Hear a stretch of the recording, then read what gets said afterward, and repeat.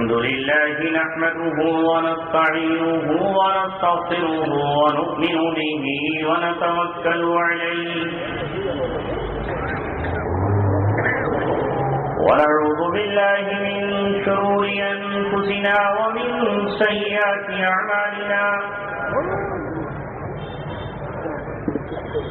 من يهده الله فلا مضل له ومن يضلله فلا هادي له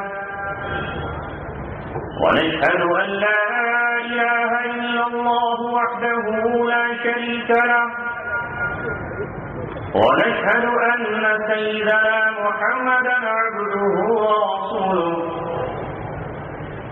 صلى الله عليه وعلى آله وصحبه وسلم تسليما كثيرا كثيرا. قال الله تبارك وتعالى في كتابه الكريم من المؤمنين رجال صدقوا ما عاهدوا الله عليه فمنهم من قضى نحبه ومنهم من ينتظر وما بدلوا تبديلا. صدق الله العلي العظيم.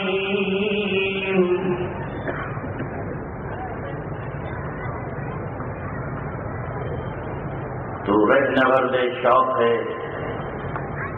منزل نہ کر قبول.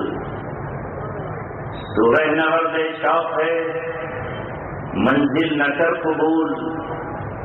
لیلا بھی ہم نشیں ہو تو محمل نہ کر قبول.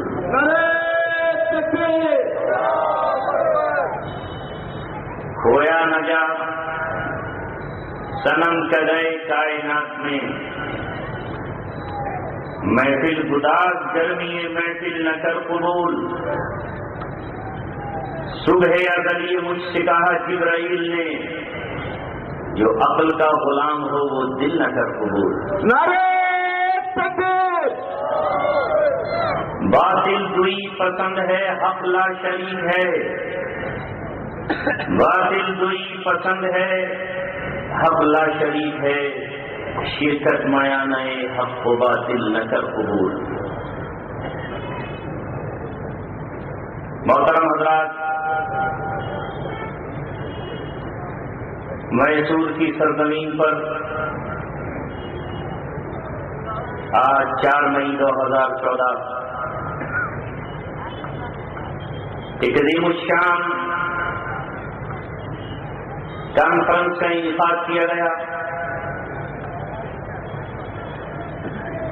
اور آج کا دن بالخصوص اہل میسور کے لیے اور بالعموم پورے ہندوستان کے لیے بڑا اہم ترین دن ہے. یہی دن تھا 4 مئی کی 18ویں صدی کا 1799 تھا کہ شیر میسور، شیر اسلام اور شیر ہندوستان نے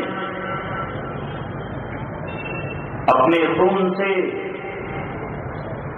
ہندوستان کی تاریخ لکھی اور انگریزوں کی آنکھوں میں آنکھیں ڈال کر انگریزوں کو یہ بتایا کہ اے انگریز، تیرے قدم ہندوستان میں نہیں جم پائیں گے.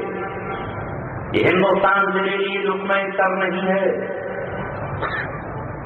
1 صدی نہیں، سینکڑوں صدیاں آ جائیں، سر سے کفن باندھ کر ہم تیرا مقابلہ کرتے رہیں گے. اور یہ کہتے ہوئے تخت راج کی طرف بھی جائیں گے، قتل گاہوں کی طرف نکلیں گے. پوچھے قاتل کی طرف جانے سے مت روک، پوچھے میرا مقصد ہی شہادت ہے، تجھے کیا مانا.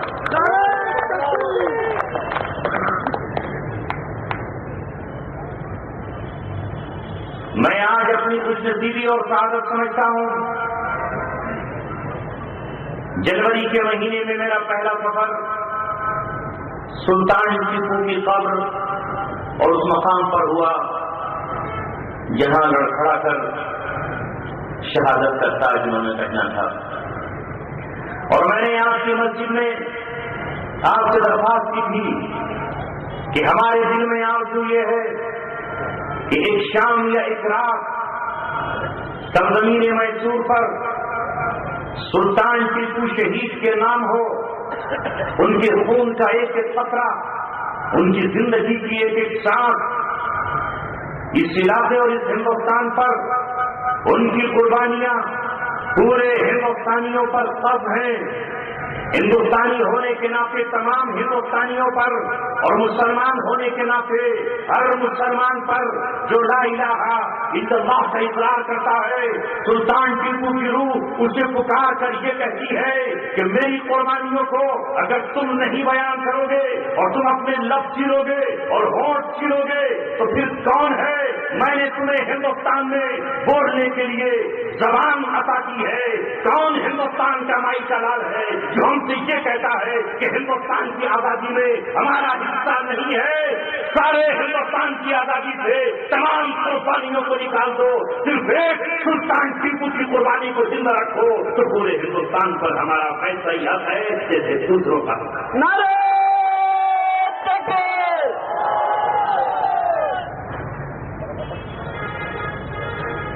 اور آج سے یہ بات طے کر لیجیے کہ جب 4 مئی آئے گی، آج 2014 ہے، 2015 میں آئے گی تو میسور کی ہر گلی میں، میسور کے ہر چوراہے پر، میسور کی ہر مسجد کی میناروں سے اور اپنے برادران وطن کو ساتھ لے کر، جیسے آپ نے بھی پروفیسر صاحب کو ساتھ لیا ہے، سلطان ٹیپو پر جو ان کی شہادت کے بعد داغ اور تھپے لگائے گئے ہیں، جو ان کے کردار کو مت کیا گیا ہے، جو ان کی سیرت کے ساتھ غلط باتیں جوڑی گئی ہیں، ان کا بھی دفاع کریں گے.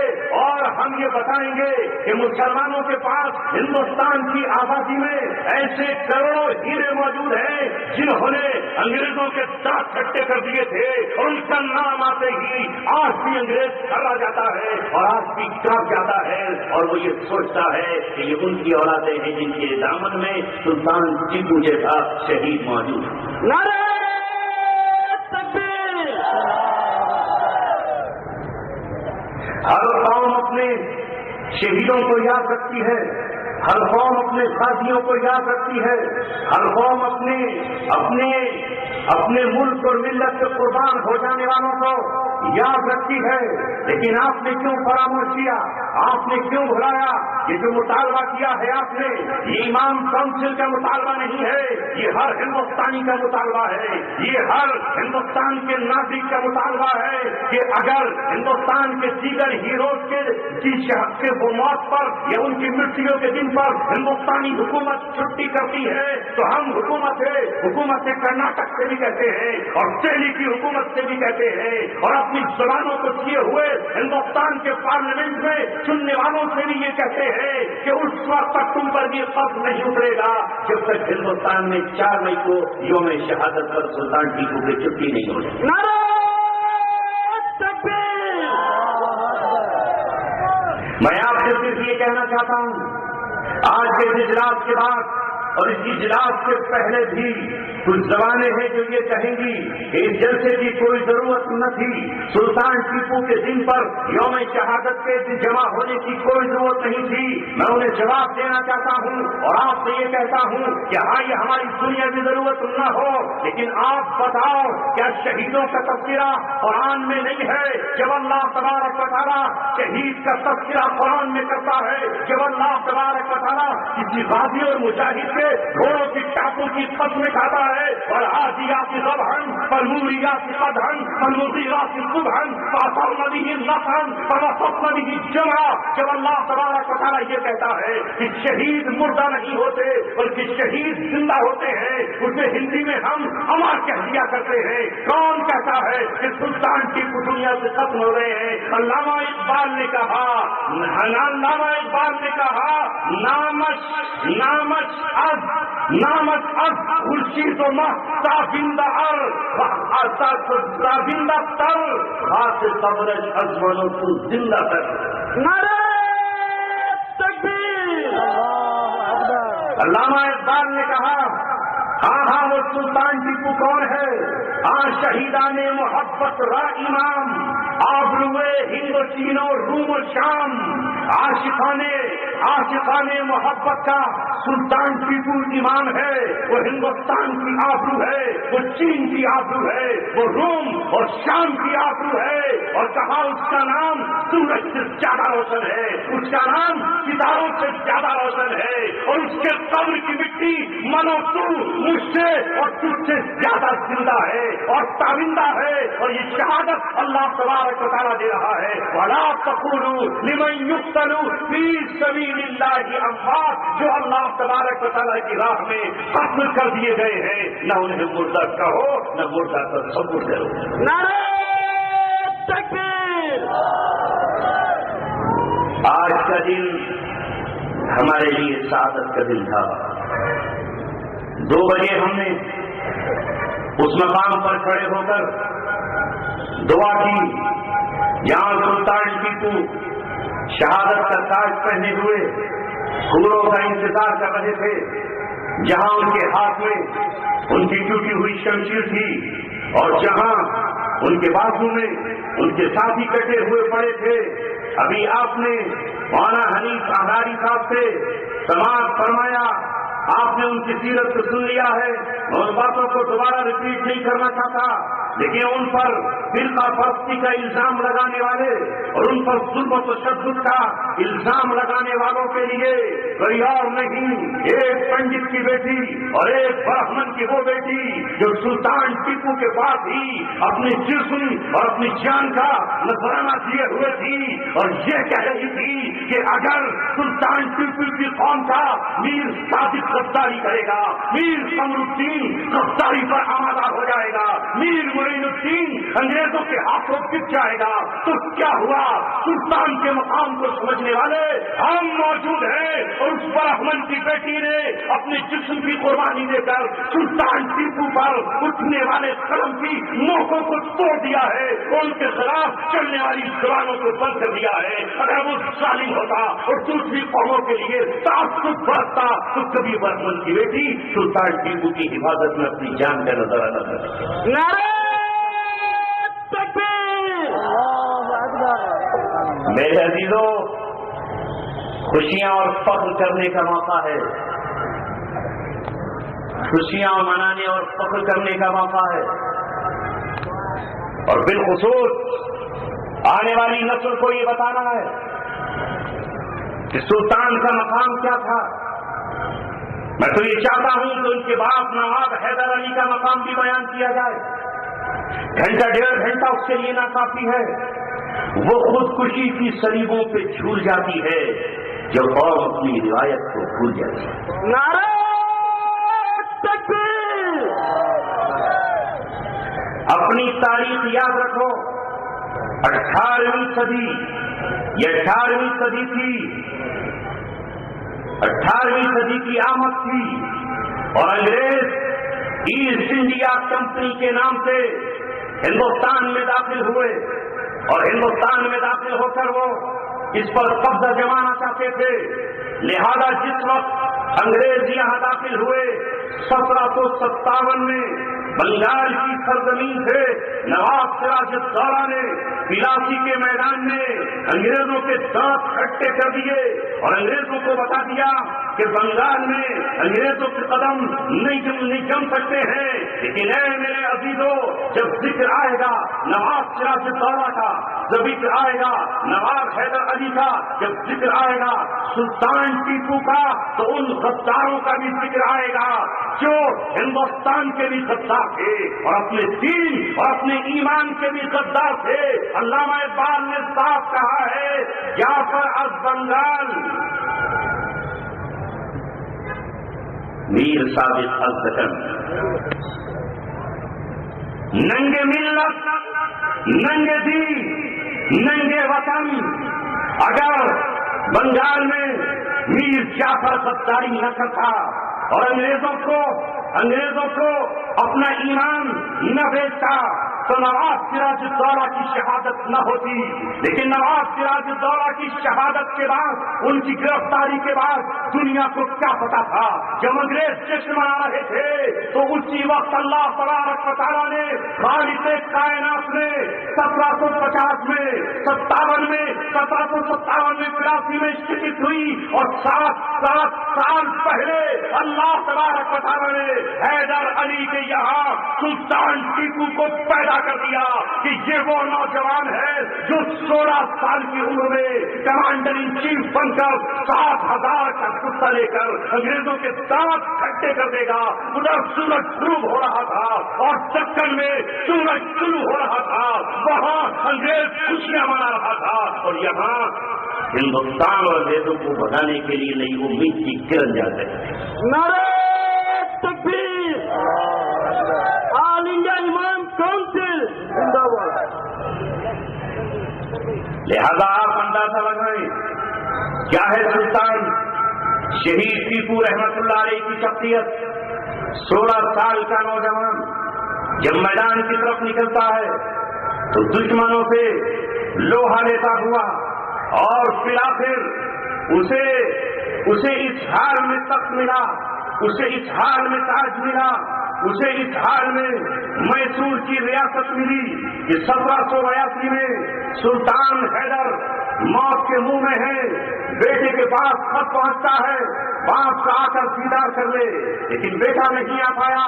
ان حالات میں نہ اس نے جشن منایا, نہ اس نے خوشیاں منائی, نہ اس نے چراغا کیا. وہ جنگ میں مصروف رہا, دشمنوں سے مقابلہ کرتا رہا. 1782 میں سلطان حیدر علی, نواب حیدر علی دنیا سے رخصت ہوئے. یہ آخری جنگ تھی نواب حیدر علی کی, اور سلطان ٹیپو کی یہ پہلی جنگ تھی انگریزوں سے مقابلہ کرنے کے لیے. سلطان ٹیپو نے کوئی کسر باقی نہیں چھوڑی. اس نے فرانس میں نپولین سے بات کی اور فرانسیسیوں سے یہ کہا, ہندوستان سے انگریزوں کو بھگانے کے لیے آؤ میرا ساتھ دو, اگر تم نے میرا ساتھ دیا تو میں انگریزوں کے تابوت میں آخری تیر ٹھوک دوں گا. فرانسیسیوں نے مدد کا وعدہ بھی کیا, لیکن بعد میں فرانسیسیوں کی انگریزوں سے صلح ہو گئی.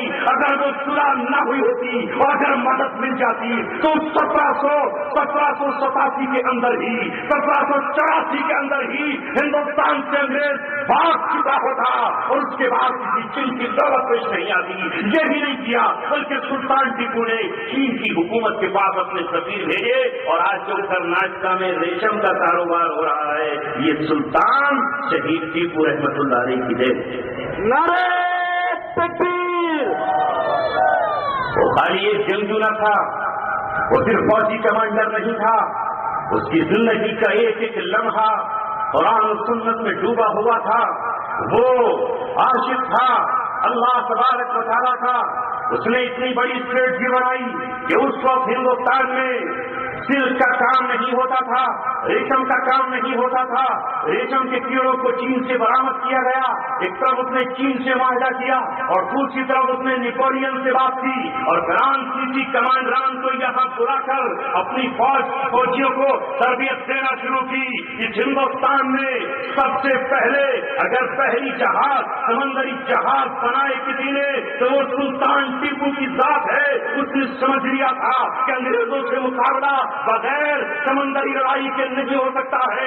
7 سمندر پار سے انگریز آیا ہے, جب تک پانی میں اس کو جواب نہیں دیا جائے گا تب تک اس سے مقابلہ نہیں ہو سکتا. لہذا اس نے اپنی زندگی میں یہاں پانی کے جہازوں کی شروعات کیا کیا اس نے دیا ہے. 100 بار سنوارا ہے ہم نے اس ملک کے گیسویں برہم کو. یہ اہل جنوب بتلائیں گے کیا ہم نے دیا ہے عالم, کیا دیا ہم نے اسے. سلطان ٹیپو نے اسی طرح پھر ترکی حکومت سے مدد مانگی اور خلافت عثمانیہ کو خط لکھا आओ हमारी मदद को आ जाओ, हम तुम्हारे दुश्मनों का सर कुचल देंगे। लिहाजा वहां से भी मायूसी जब मिली तो फिर अफगानिस्तान के बाद ठाकुर ने अपना डेलीगेशन भेजा, लेकिन वहां से भी उसको मायूसी मिली। मुअर्रिखीन लिखते हैं, हिस्ट्री लिखने वाला लिखता है, अगर सुल्तान टीपू को सल्तनत उस्मानिया से मदद मिल जाती या अफगानिस्तान से मदद मिल जाती या उसे नेपोलियन से मदद मिल जाती तो हिंदुस्तान में अंग्रेज टिक नहीं सकता था, सवाल भी पैदा नहीं होता था। लेकिन जब कुछ नहीं मिला तो सुल्तान टीपू ने न अपना जमीर बेचा, न अपना ईमान बेचा, न मुल्क और कौम से उसने सौदा किया।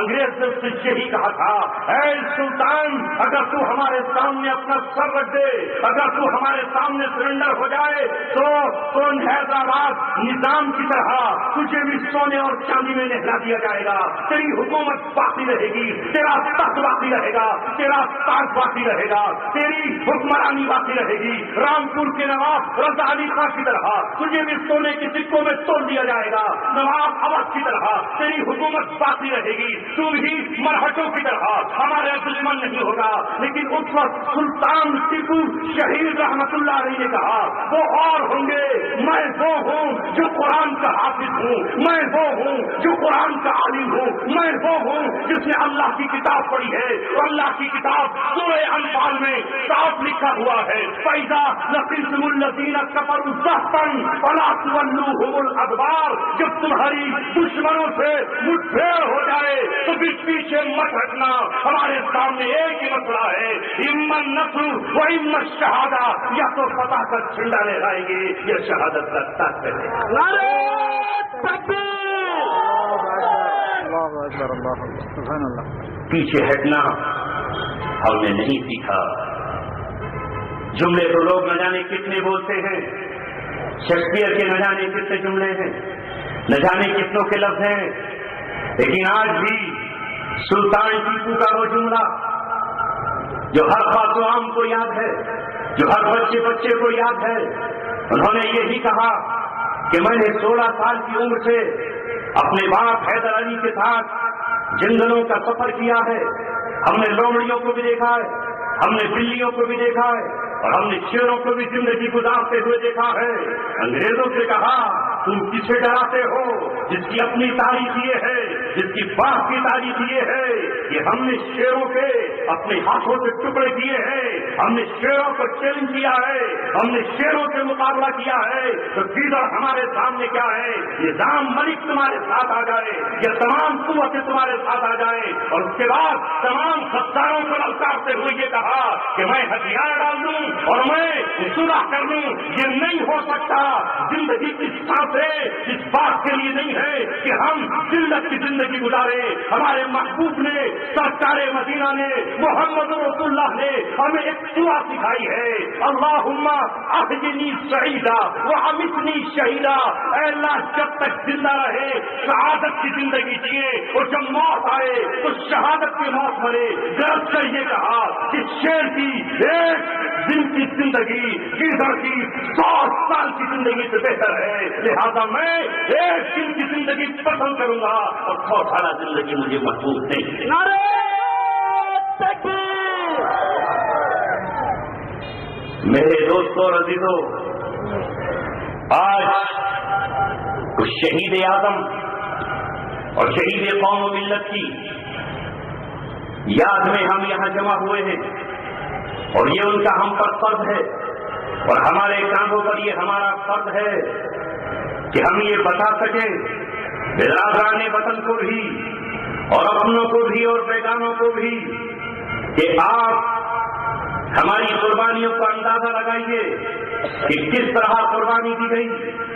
4 मई 1799 आखिर जब ये सदी 18वीं सदी खत्म हो रही थी तो मैसूर की सरजमीन पर एक शेर था, मैसूर की सरजमीन पर एक नाम था जो ये ऐलान कर रहा था कि मीर सादिक रोटी के चंद टुकड़े इंसान को इंसानियत से अदालत के साथ हासिल किए जाए तो खारिज कर देते हैं।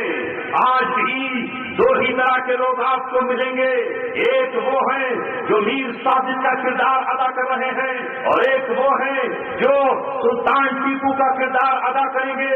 ہم تو یہ سمجھتے تھے کہ شاید میر صادق زندہ رہا ہوگا, اسے سکے مل گئے ہوں گے, اسے انگریزوں کی طرف سے زمینیں مل گئی ہوں گی, لیکن تاریخ میں جب پڑھا تو حیرت کی انتہا نہ رہی کہ اسی دم سلطان ٹیپو کے جوابوں نے, سلطان ٹیپو کے جیاؤں نے اور اس کے شیروں نے میر صادق کے ٹکڑے کر کے یہ بتا دیا کہ تجھے انگریزوں کی بھیک بھی نہیں لینے دیں گے.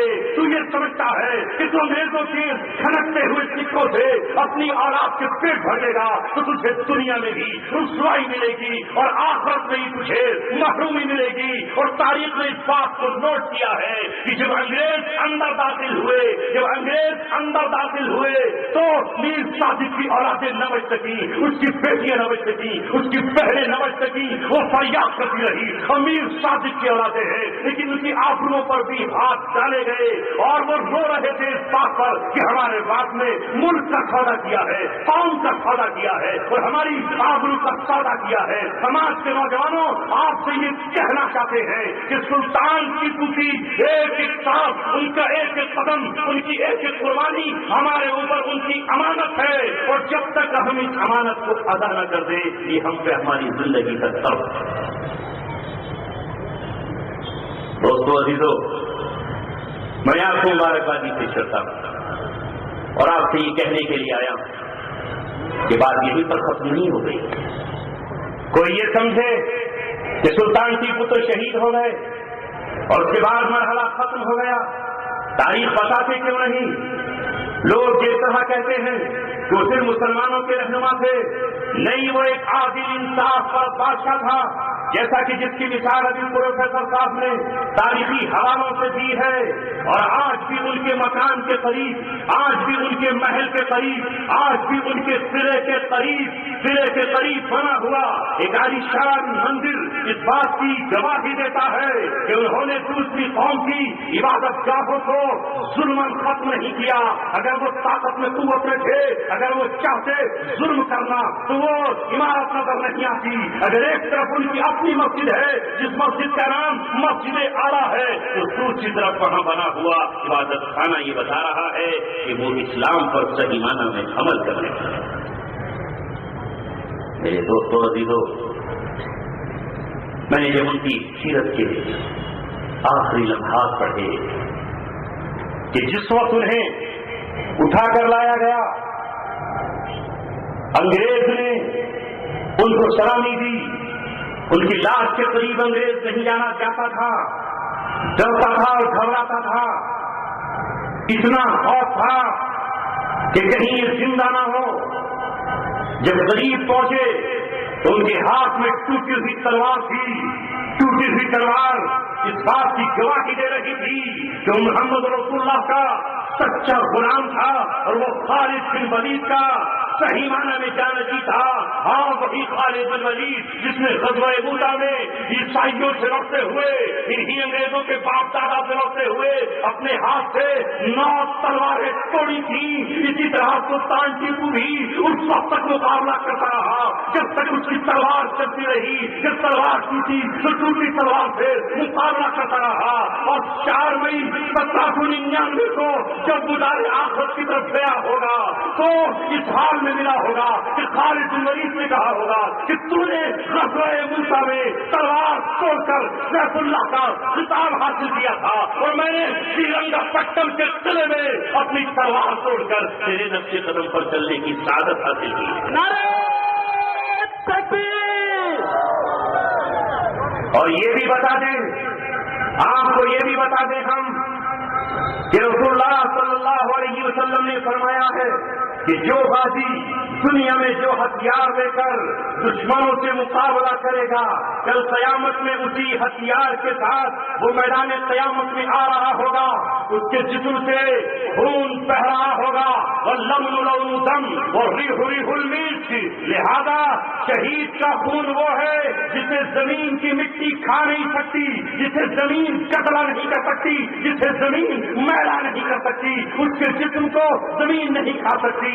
آج بھی شہید قوم ملت کو اگر دیکھو گے تو جسم سادہ ہے, جب قیامت کے میدان میں آئے گا تو ابراہیم علیہ السلام جیسا جلیل القدر نبی اور ہٹ جائے گا اور یہ کہے گا یہ وہ ہے جس نے اپنی زندگی اللہ تبارک و تعالیٰ کے نام کی تھی اور یہ کہتے ہوئے آگے بڑھا تھا کہ سربلندی پھر وفا کی دیکھنے میں آ گئی، پھر وفا کے نام پر کچھ لوگ ہارے نہیں لگے۔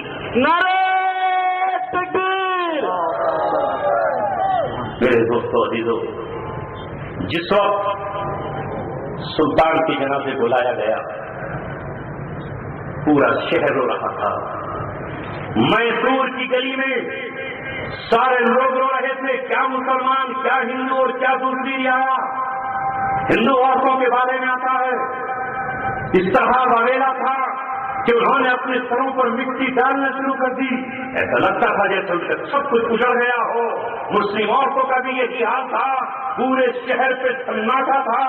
انگریز سلامی دیتے ہوئے انہیں لے کر آ رہے ہیں، جس وقت نماز جنازہ کے قریب لے کر آئے ہیں تو زمین بھی خاموش اور فضا خاموش، پوری فضا میں حق تھا، تیزی کی گرمی تھی، ایسا لگتا تھا جیسے خالد نے یہ کہہ دیا ہو آج تم سب کے سب خاموش ہو جاؤ، میرے فرشتے خاموش ہیں، دریا خاموش ہے، دریا کاویری خاموش ہے، پتے پتے خاموش ہیں۔ لیکن جس وقت سلطان ٹیپو کو لہر میں اتارا گیا، لوگوں نے دیکھا کہ اچانک آسمان گرجنے لگا، بادل کڑکنے لگے، بجلیاں کودنے لگی اور آسمان پر اس طرح کی گڑگڑاہٹ ہوئی کہ کبھی اہل میسور نے سنی بھی نہیں تھی۔ ادھر انگریز لاش کو سلامی دے رہے ہیں، ادھر ماتمی توپیں چل رہی ہیں، لیکن توپوں کی آواز سنائی نہیں دی، وہ آسمان سے آواز آ رہی تھی اور زمین والوں ٹھہر جاؤ، آسمان پر بھی آج سلطان ٹیپو کی لاش کو سلامی پیش کی جا رہی ہے اور بادل کی بجلیاں اور بادل گرج کر اپنی توپوں سے سلطان کی روح کا استقبال کرنا۔ نعرہ تکبیر! اور جیسے ہی لاش کو اتارا ہے، میت کو اتارا ہے، پورا میسور جل تھل ہو گیا۔ اس وقت کے لوگ بتاتے ہیں کہ کاویری ندی میں طوفان آ گیا، سیلاب آ گیا، کاویری ندی بھر گئی، گویا ندی یہ بتا رہی تھی، بادل یہ کہہ رہے تھے اور یہاں کے محروم لوگوں، او میر صادق کی بات ماننے والوں، سلطان یہی تو کہہ رہے تھے کہ برسات کے آنے کا انتظار کر لو، جس وقت کاویری ندی بھر جائے گی پھر ہمارا دشمن ہم تک نہیں بڑھ سکتا ہے، وہ اپنی تیاریاں کر لیں گے، تھوڑی ہی دن کی بات ہے، وہ اب ایک دن اور صبر کر لیتے، قلعے کی جو دیوار ٹوٹی تھی اس دیوار پر اگر سلطان ٹیپو کھڑے تھے، اگر وہ فوجی نہ بھاگتے اور ہتھیار نہ ڈالتے اور میر صادق وہاں پہنچ کر انگریزوں سے پھیلا کر بھیک نہیں مانگی تھا، صرف ایک دن کا انتظار تھا، صرف اگلے دن کا انتظار تھا، اگلے دن کاویری ندی بھر جاتی اور ہندوستان کی تاریخ کا نقشہ ہی بدلا ہوا ہوتا اور حالات اس ہندوستان کی کچھ اور۔ لیکن بہرحال جو لوگ شہادت کی تمنا میں جیتے ہیں انہیں شہادت مل جاتی ہے، جو اس کی آرزو میں جیتے ہیں انہیں ان کی آرزو پوری ہو جاتی ہے۔ میں نے قرآن مقدس کی ایک آیت آپ کے سامنے تلاوت کی، کیونکہ یہاں ہر کمیٹی کے لوگ موجود ہیں۔ قرآن اللہ تبارک و تعالیٰ کی کتاب مرد کسے کہتا ہے؟ ورنہ تو سب کو دعویٰ ہے کہ ہم مرد ہیں، لیکن سارے مرد نہیں ہوتے، کچھ مردوں کی شکل میں نامرد بھی ہوتے ہیں،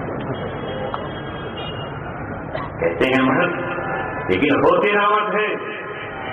بالخصوص مسلمانوں آپ سے کہتا ہوں، وہ آسمانی باڑی، وہ آسمانی کتاب جو آپ کے پاس ہے، اس میں مرد کسے کہا گیا؟ اس میں مرد کون لوگ ہیں؟ اس میں اللہ تبارک و تعالیٰ کہتا ہے من المؤمنین رجال، مومنوں سے مرد وہ ہیں، مرد زمانہ وہ ہیں، صدقوا ما عاہد اللہ علیہ، وہ لوگ ہیں جو انہوں نے اپنے پروردگار اور اپنے پالنے والے سے جو وعدہ کیا تھا اس وعدے کو سچا کر دکھایا، उस वादे पर डटे रहे। ये कहा था कि ये सब तेरे अलावा किसी के सामने नहीं झुकेगा।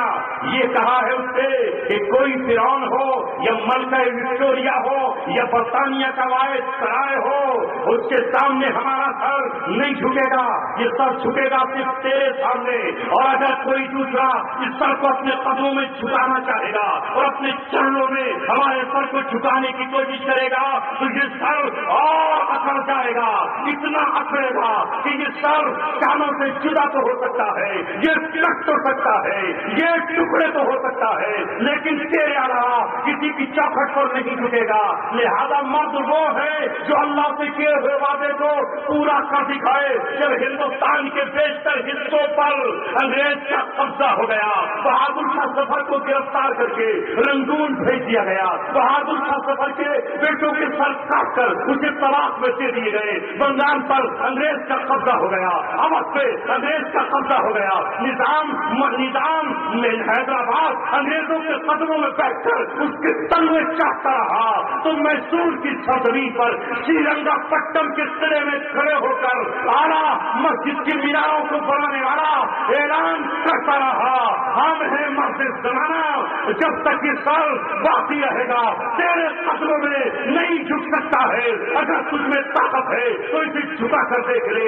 4 मई 1799 को उस नौजवान ने करबला की तारीख दोहराते हुए हजरत हुसैन के नक्शे कदम पर चलते हुए ये कह दिया, सरदार नदाद दस्त यजीद हक्का के बिना ला इलाहा हुसैन। सच ये है कि हजरत हुसैन ने भी सर दे दिया, लेकिन अपना हाथ यजीद के हाथ में नहीं दिया। इधर सुल्तान टीपू ने भी सर दे दिया, लेकिन अपना हाथ अंग्रेज के हाथ में नहीं दिया। नारे तकबीर। हक्का के बिना ला इलाहा हुसैन वो है जो अल्लाह ताला से किया हुआ वादा पूरा कर देते हैं। वमिनहुम मन क़ज़ा नहबहु, कुछ वो हैं जिन्होंने अपना वादा पूरा कर दिया। वमिनहुम मन यंतज़िर, और कुछ वो हैं कि जो अभी इंतजार में बैठे हुए हैं, जो अभी अपनी बारी का इंतजार कर रहे हैं। इधर बंगाल में सूरज गुरूब हुआ और इधर यहाँ सूरज गुरूब हुआ, लेकिन अंग्रेजों को खुशी न मिल सकी। फिर उत्तर प्रदेश के राय बरेली शहर से एक दीवाना मस्ताना उठा जिसका नाम सईद अहमद शहीद है, और सईद अहमद शहीद के हाथों पर सुल्तान टीपू के खानदान ने बैठ की, उनके साथ खड़े होकर फिर अंग्रेजों को चैलेंज किया। और अंग्रेजों को चैलेंज करते हुए तहरीकुल मुजाहिदीन के नाम से एक तंजीम की बुनियाद डाली और सुल्तान टीपू से ये कहा कि हम भी तेरे पीछे काफले में आ रहे हैं। तू श्रीरंगपट्टनम के किले में शहादत का जाम पी कर आया है और हम बालाकोट की पहाड़ियों पर जाम पी के आते हैं। इस मुल्क में अपनी आजादी का छूटा तो ढिंढोरा न जाने कितने लोग पीटे। मेरे दोस्तों, मैंने कभी सोचा भी न था जिस वक्त मैं अपने शहर रामपुर के अपने छोटे से गांव के एक प्राइमरी स्कूल और पाठशाला में पढ़ता था। उस वक्त एक चैप्टर था दूसरी या तीसरी क्लास में जो सुल्तान टीपू के नाम से था। उसमें मुझे सवालात और जवाब दिए जाते थे कि सुल्तान टीपू ये थे। आज तो चैप्टर भी निकाल दिया गया। हमने सोचा भी नहीं था कि एक दिन ये आएगा कि सुल्तान टीपू की उस मिट्टी पर हम भी जाएंगे, उनकी कब्र पर खड़े होकर हमें भी फातिहा ख्वानी का शब्द मिलेगा। पूरे हिंदुस्तान में उनकी बात कहते कहते एक दिन उनकी रूह अपनी कब्र पर भी हमें बुला लेगी और वो मकाम हमें दुआ के लिए मिल जाएगा जो आज तक चमक रहा है। ऐ अजीजों दोस्तों, खास तौर से मैं यहाँ मुस्लिम नौजवानों को और आप हज़रात को बताना चाहता हूँ कि सुल्तान टीपू की जो तस्वीर आज आपने उठा रखी है कि जो उनके चेहरे पर दाढ़ी नहीं है, ये अंग्रेजों ने उनकी तस्वीर को मत किया है, इसलिए कि जब उनका राज ہو گیا تو وہ نہ جانے کچھ بھی کر سکتے ہیں. انہوں نے ان کی تصویر کو مت کیا ہے اور نہ ہم نے اپنے علماء سے پڑھا ہے. یہ وہ نیک بادشاہ تھا کہ جس نے بالغ ہونے کے بعد سے لے کر اپنی زندگی کی آخری سانسوں تک کبھی نماز قضا نہیں کی. جب مسجد اعلیٰ بنوائی ہے تو شرط رکھی تھی کہ اس مسجد میں نماز کی امامت وہ کرے گا جس کی اصل کی سنت قضا نہ ہوئی ہو. اس مسجد میں امام وہ بنے گا جو صاحب ترتیب ہو جس کی نماز قضا نہ ہوئی ہو. اس وقت لوگ دیکھتے رہ گئے کون ہے جس کی جماعت نہ چھٹی ہو, وہ کون ہے جو صاحب ترتیب ہو. کوئی آگے نہیں بڑھا. اس کے بعد سلطان ٹیپو آگے بڑھے اور کہا الحمدللہ جوانی سے لے کر آج تک نہ صرف کی سنت قضا ہوئی ہے, نہ نماز قضا ہوئی ہے, نہ جماعت تک ہوئی ہے. اس مسجد کی امامت میں ہی خود کروں گا. نعرہ تکبیر. سلطان ٹیپو بادشاہ تھے, بادشاہ تھے جس نے میدان جنگ میں بھی اپنے سر سے پگڑی نہ اتاری, جس نے اپنی دستار کبھی نہ اتاری. لیکن یہ بات میں ان کی مکی ہوئی تصویر ہے, اس پر مت جائیے. ان کے تقویٰ اور طہارت پر آپ کو فخر ہونا چاہیے. میں عرض یہ کر رہا تھا کہ انہی کے فاصلے پر پھر لوگ چلتے رہے یہاں تک کہ 1831 کے بعد, معلومات کے لیے آپ کو بتا رہا ہوں, 1831 کے بعد پھر درویشوں کا قافلہ نکلا اور پھر وہ لوگ نکلے جو پیر کہلاتے ہیں, جو خانقاہوں میں رہتے ہیں, جو مرشد کہلاتے ہیں. کہاں سے نکلے؟ تھانہ بھون کی خانقاہ سے حاجی امداد اللہ مہاجر مکی نکلے. اور حاجی امداد اللہ مہاجر مکی نے کہا انگریزوں تمہارا سوچنا غلط ہے کہ بہادر شاہ سفر کے بعد یہ ملک ہمارا ہے. اس کے بعد تم سوچتے تھے تو سراج الدولہ نے تمہیں چیلنج دیا. سراج الدولہ کے بعد تم سمجھتے تھے کہ آخری ہمارے راستے کا روڑا سلطان ٹیپو ہے. سلطان ٹیپو تم سے اپنی عمر میں مقابلہ کرتا رہا, لیکن اس کی شہادت کے بعد تم سمجھتے تھے ملک ہمارا ہے. اس سعید احمد شہید کھڑے ہو گئے, لیکن اب بھی ہم تمہیں للکارتے رہیں گے. اور لہذا حاجی امداد اللہ مہاجر مکی جو ہمارے پیر و مرشد ہے, جن کے ہم روحانی سلسلے میں ہیں, جن کے شاگردوں نے دارالعلوم دیوبند کی بنیاد 1866 میں رکھی ہے, وہ شاملی کے میدان میں نکلے اور انگریزوں سے مقابلہ کیا. حاجی امداد اللہ مہاجر مکی کے ساتھی حافظ زامن شہید ہوئے اور انگریزوں سے یہ کہا نوابوں کے خاتمے کے بعد, سلطانوں کی موت کے بعد اب ہندوستان کا ہر ہندوستانی تمہارے لیے موت کا پیغام بن کر آئے. نعرہ تکبیر. اب ذرا تاریخ پڑھو اپنی, کہاں سے شروع ہوتی ہے, کہاں سے شروع ہوتی ہے. 1757 سے آپ نے 1799 تک اور پھر 1757 سے 1857 تک 100 سال تک اس ملک میں انگریز سے مقابلہ کرتے رہے. لاشیں ہماری پیڑوں پر لٹکی رہی, ہم کالے پانی کی سزا پاتے رہے. اے نوجوان تو اپنی تاریخ کیوں نہیں پڑھتا؟ تو کبھی جزیرہ انڈمان کیوں نہیں جاتا؟ کیسے کیسے عالم ہیں جنہیں پنجروں میں بند کر کے جزیرہ انڈمان بھیج دیا گیا, وہ واپس نہیں آ سکے. ان کی قبریں وہاں ہے, لیکن 1857 کی شکست کے بعد بھی حوصلے نہیں ہارے اور ٹھیک 90 سال تک انگریزوں سے مقابلہ کرتے رہے. بالآخر ایک دن یہ آیا کہ 15 اگست 1947 کو 90 سال کے بعد انگریز اس ہندوستان کو چھوڑ کر جا رہا تھا, اور وہ برطانیہ جو یہ کہتا تھا کہ مجھے کون شکست دے گا, مجھے کون ہرائے گا, میری حکومت وہاں ہے جہاں سورج نکلتا ہے, میری حکومت وہاں ہے جہاں سورج ڈوبتا ہے. ہم نے تجھ سے یہ کہہ دیا ہے کہ تیری حکومت وہاں بھی نہیں ہے جہاں سورج ڈوبتا ہے, اور تجھے کھدیڑ کے ہم نے پار دیا. اے دوستو عزیزو, اگر ان قربانیوں کو بھول جاؤ گے کون یاد دلائے گا؟ آج ہم سے کہا جاتا ہے کہ اس ملک کو چھوڑ کر چلے جاؤ. ہم سے کہا جاتا ہے تمہاری اس میں کوئی حصے داری نہیں ہے, ہماری اس میں برابر کی حصے داری ہے. اگر لال قلعے پر کسی کو پرچم لہرانے کا حق حاصل ہے تو اس میں ہمارا لہو شامل ہے. تاریخ اٹھاؤ اور ہسٹری پڑھو, اس لیے ہمارا مطالبہ جائز ہے. ایک نہیں نہ جانے کتنے شہید ہیں ہمارے پاس, چپا چپا ہمارا ہے، ذرہ ذرہ ہمارا ہے، ملک کی دھرتی ہماری ہے، اس کا آسمان ہمارا ہے، اس کی فضا ہماری ہے، گنگا اور جمنا پر ہمارا ادھیکار ہے، کاویری اور ستلج پر اور سرجو ندی پر ہمارا بھی ادھیکار ہے، ہمالیہ کی چوٹیوں پر ہمارا ادھیکار ہے۔ اور یاد رکھیے، اگر آپ اپنے ادھیکار کی بات نہیں کریں گے تو دنیا کو ہاتھ یوں ہی نہیں ملا کرتا۔ زندگی ٹھیک ہے تو نہ ملنا بہتر، اور اگر حق ہے تو اتنی شرافت سے نہ ماننا۔ نعرہ تکبیر! آج کچھ لوگ خوف زدہ کرنا چاہتے ہیں، بالخصوص الپسنکھیکوں کو اور کمیٹی، ان کمیٹی کو جو اقلیتیں کہلاتی کہ ہم اکثریت میں ہیں۔ میں لمبی بات نہیں کر رہا، چونکہ اس وقت مجھے اتنا ہی کہنا ہے۔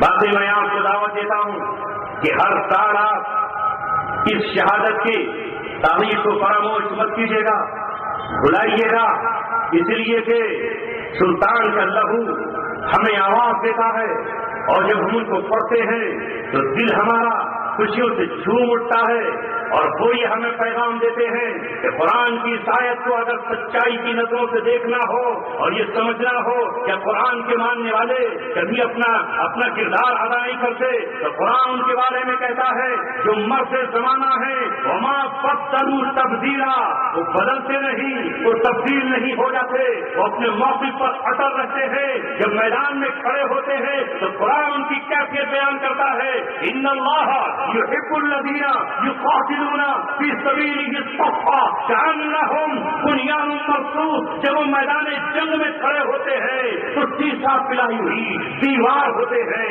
پہاڑ ان کے سامنے کوئی حیثیت نہیں رکھتے، لوہے کی تلواریں کوئی معنی نہیں رکھتی، بارود انہیں ان کے راستے سے نہیں ہٹا سکتا۔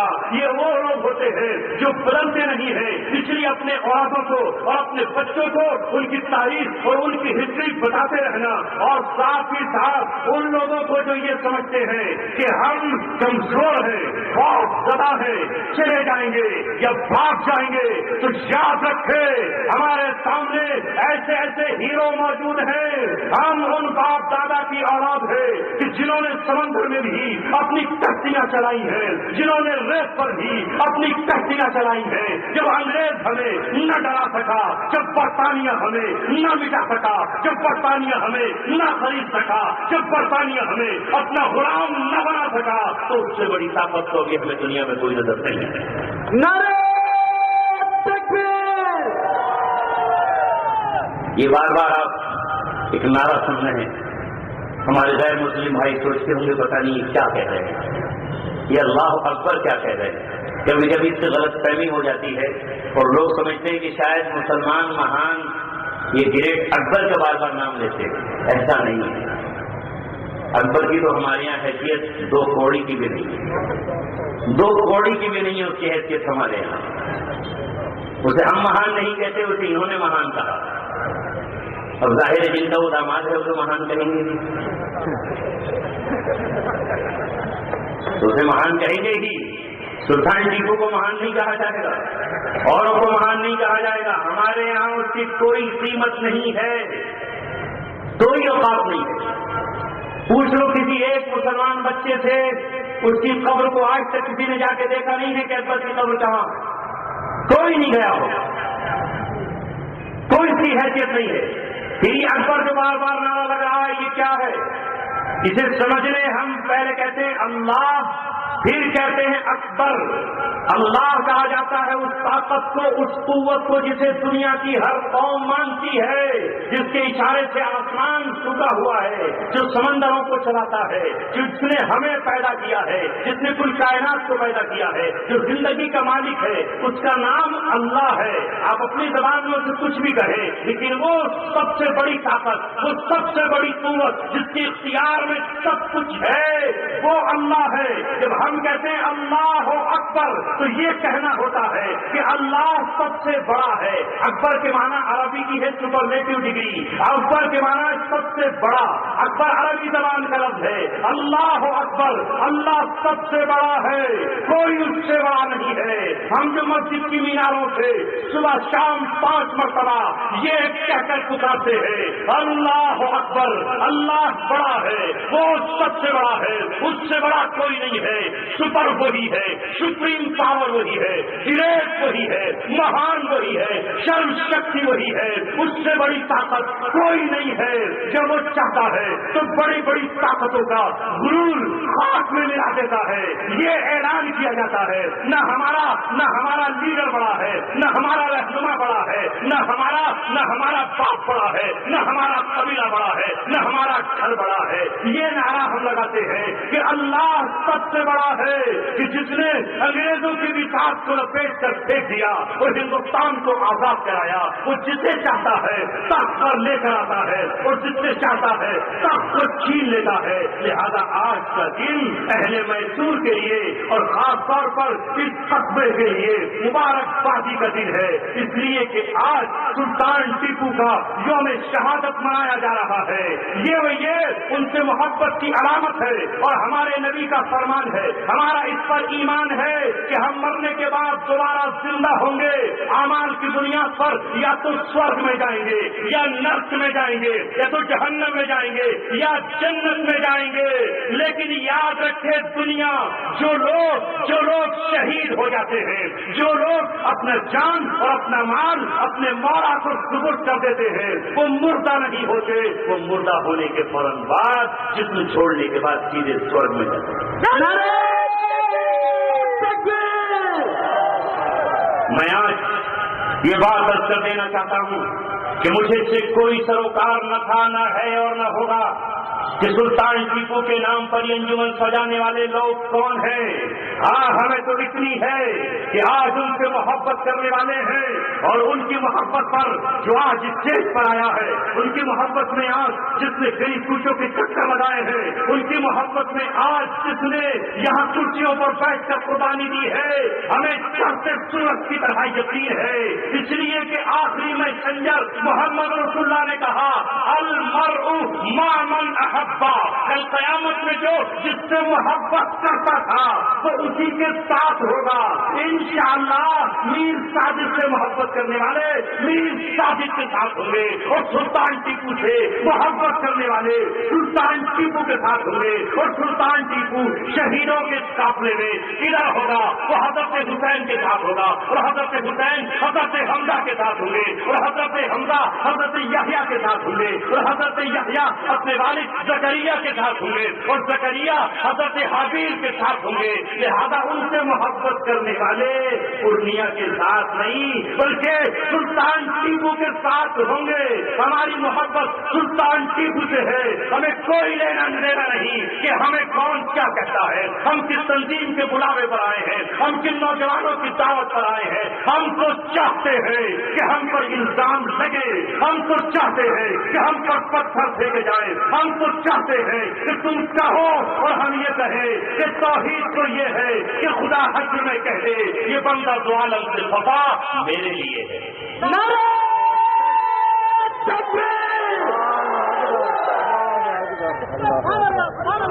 یہ بندہ دو عالم سے خفا میرے لیے ہے۔ میں اپنا اصلی وطن بتاتا نہیں لیکن بتا رہا ہوں۔ ہاں سلطان ٹیپو جب تمہاری یاد آئے گی تو رامپور بھی فراموش نہیں کیا جائے گا۔ رامپور بھی ریاست تھی، رامپور بھی نوابوں کا شہر تھا، اس شہر میں بھی نواب رہتا تھا، نواب حامد علی، نواب رضا علی، ایک طرف نواب تھا جو ملکہ وکٹوریہ کی گود میں بیٹھتا تھا اور ملکہ وکٹوریہ اسے اپنا بیٹا کہتی تھی، لیکن رامپور نے بھی دو بیٹوں کو جنم دیا جن کی ماں بھی اماں تھی۔ ایک بیٹے کا نام مولانا محمد علی جوہر تھا اور دوسرے بیٹے کا نام شوکت علی تھا۔ محمد علی جوہر بھی اماں کے بیٹے تھے۔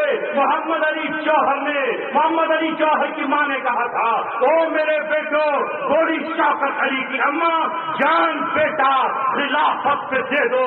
ایک طرف نواب تھا جو ملکہ وکٹوریہ بھیا سے مال حاصل کر رہا تھا، اور ایک طرف مہارانا محمد علی جوہر تھا جو چھندواڑہ کی جیل میں انگریزوں کے خلاف ان سے لڑ رہا تھا، ان کے خلاف سامعید اخبار میں لکھ رہا تھا، ان کے خلاف ہمدرد اخبار میں لکھ رہا تھا، اور یہ کہتا تھا کہ توحید تو یہ ہے کہ خدا حشر میں کہہ دے یہ بندہ تو عالم سے خفا میرے لیے ہے، پیغام جو ملا تھا حسین ابن علی کو خوشو وہی پیغام خدا میرے لیے ہے، میں کھو کے تیری راہ میں سب دولت دنیا سمجھا کے کچھ سے بھی سوا میرے لیے۔